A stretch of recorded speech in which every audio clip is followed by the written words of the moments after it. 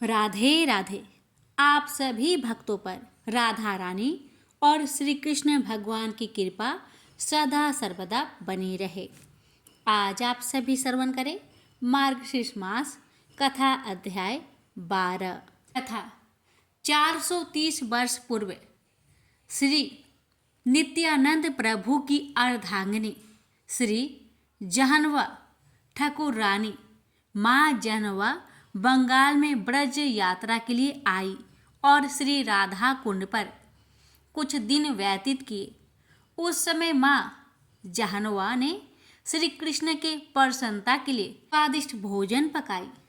तदुपरांत माँ जहनवा ने श्री कृष्ण का महाप्रसाद राधा कुंड के ब्रजवासियों को प्रेम पूर्वक अर्पण किया। उस पवित्र भोजन का सेवन कर प्रत्येक भक्त में दिव्य आनंद व प्रेम की लहर दौड़ गई। एक दिन अपराह्न काल में माँ जहनवा श्री राधा कुंड के उत्तरी तट पर एक तमालतरु के तले संप्रति श्री श्री राधा गोपीनाथ मंदिर के समीप स्थिर स्थली बैठकर ध्यान मग्न हो गई। माँ जहनवा बैठक के नाम से प्रसिद्ध इस स्थान में श्री श्री राधा कृष्ण अप्रकट लीला में एक अपूर्व स्फटिक निर्मित सेतु उत्तरी घाट को श्री राधा कुंड के मध्य भाग में एक दीप कुंज से जोड़ता है और यह श्री राधा की अनुजा अनंग मंजरी का कुंज है जो अनंग गाम्बुज के नाम से जाना जाता है। इस कुंज में एक जगमाता कमलाकार मंदिर है जो परम रागमणि, चंद्रकांति मणि तथा मरकत मणि से निर्मित है। नाना विधि मणियों से बने हंस, कमल, कुमुद आदि आकृतियां इस कुंज की सुषमा वर्धित कर रही है। अनंग मंजरी बसंतकालीन केतकी की तरह मनोहर कांति वाली तथा नील कमल के समान वस्त्र धारण करती है। अनंग मंजरी का चंद्रसम मुखमंडल एक मृदु मधुर मुस्कान तथा अपूर्व सौंदर्य एवं असीम माधुर्य से प्रकाशित है। अनंग मंजरी कामदेव की भी सिर्फ हनिया है।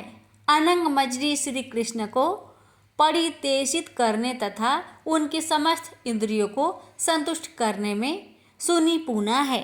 ध्यान स्थल अवस्था में माँ जानवा अनंग मंजरी का चिंतन कर रही थी जो श्री कृष्ण लीला में उनका निजी सखी स्वरूप है। सहसा माँ जानवा को मुरली का मोहन नाद सुनाई दिया। हर्षोफुल्ल होकर उन्होंने अपने नेत्र खोले और चारों दिशाओं में देखने लगे। तब माँ जहनवा को त्रिभंग मुद्रा में खड़े श्यामल सुंदर कांतिमय गोपीनाथ के दर्शन हुए। गोपीनाथ के मंद मंद मुस्कुराते हुए कहा, अनंग, तुम लक्ष्मी और समस्त स्वर्ग देवियों से भी अधिक रूपवती हो। तुम राधिका की अनुजा हो और वे तुम्हारी प्रिया है। अतएव मेरी प्रति करुणा करो। हे भाग्यशालिनी, बाबा, राधा मुझे अपना दास मानती है। यदि तुम भी ऐसा ही समझो तो मुझ पर अति कृपा होगी। त्रिभुवन श्री कृष्ण की उपस्थिति में कौन शांत रह सकता है। मनमोहन मनोहर श्री गोपीनाथ के निकट श्री राधा ललिताजी तथा समस्त सखिया थी। यह देखकर जहनवा देवी दिव्य प्रोमोमांद में मूर्छित होकर तमाल तरु के तले अचेत होकर गिर पड़ी। जिस तमाल तरु के नीचे माँ जहनवा को गोपीनाथ के दर्शन हुए थे वह आज भी विद्यमान है। वह समस्त जातियों के भक्त वृंद के कोटि कोटि प्रेमालिंगनों से चिकना हो गया है। हम आपको आमंत्रित करते हैं कि वे इस पवित्र स्थल के दर्शन करें, इस दयामय कल्पतरु का आलिंगन करें और अपनी अभिष्ट पूर्ति हेतु माँ जहनवा का निम्नलिखित स्तुति करें।